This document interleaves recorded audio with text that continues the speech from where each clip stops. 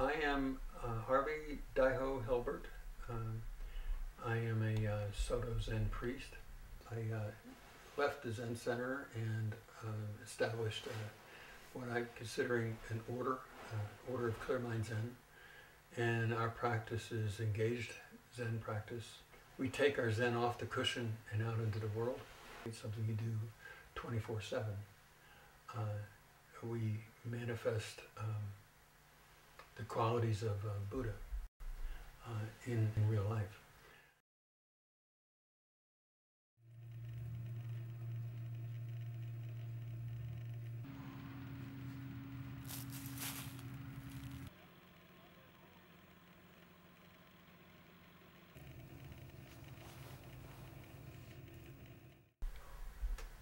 When I was 17, I enlisted in the Army. I was an infantry soldier.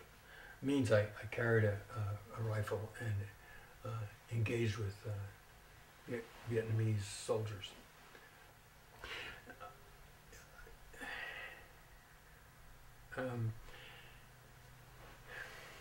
You know, at that age and at the time,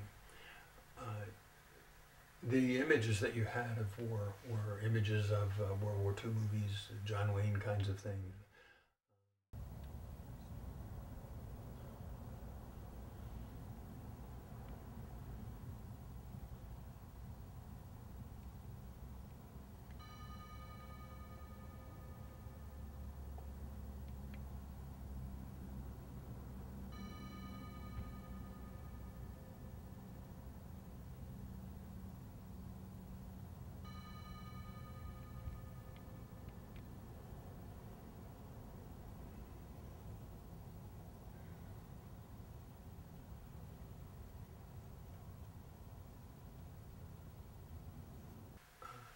I wasn't raised with a particularly religious orientation at all. So religion and spiritual matters never entered my head. It was all about the Army and close with, kill or capture the enemy. But this one particular mission we went on, what had happened was a platoon of soldiers were surrounded by a battalion of North Vietnamese regular soldiers, and we were dispatched to assist them.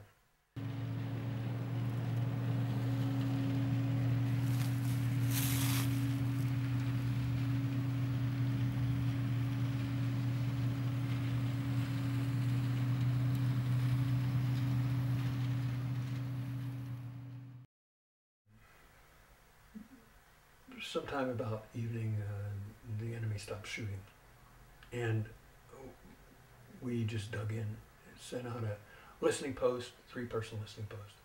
3 guys go out a few hundred meters and wait. So if whenever an enemy approaches, they're supposed to signal the line with a little red filtered flashlight. The problem was that the enemy hadn't gone anywhere. They just stopped shooting, and all of a sudden they opened up firing in the middle of the night. The 3 persons freaked out, and because they were right in the middle of this battalion of soldiers, and they ran, dropped their flashlight and grabbed their rifles and started running, and they ran toward the perimeter.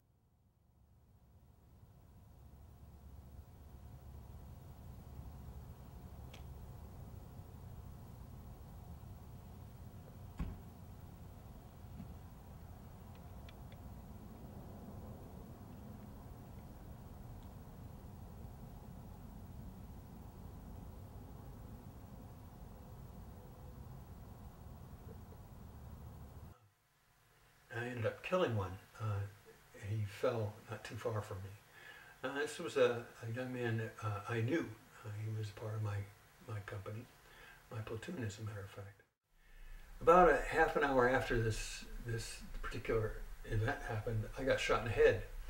And all I really remember about that is finding myself on my butt.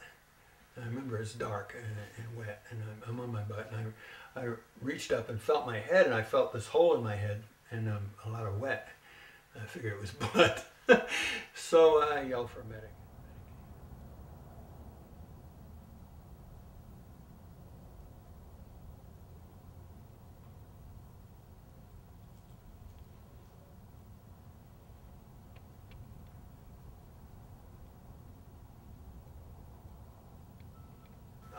During the night, my job, I felt, was to stay alive.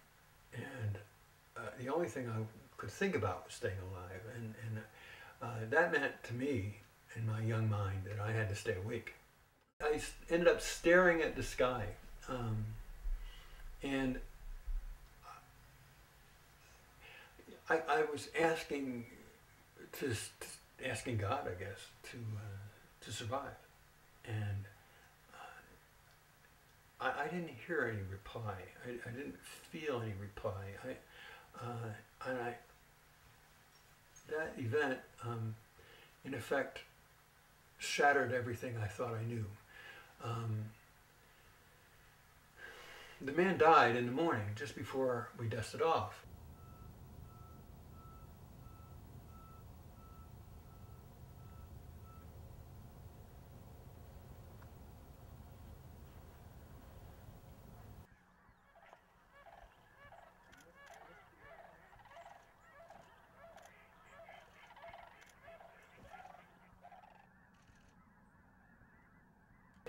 From that time forward, I spent my life trying to make sense of that experience. My entire life from that time was about being in service, I think, to others. A kind of twofold project. One was to make sense out of moral anguish, which is how I had conceptualized this experience. What do you do with the experience of killing people?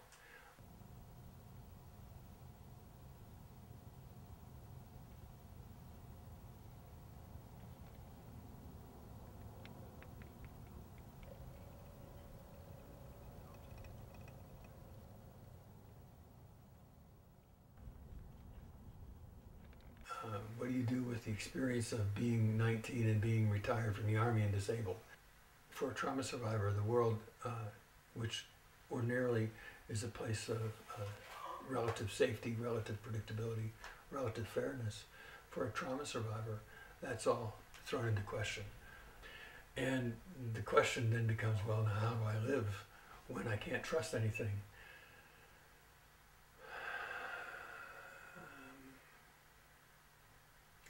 So one of the things I did was try to find some spiritual path, religious path, that would help me make sense out of this experience.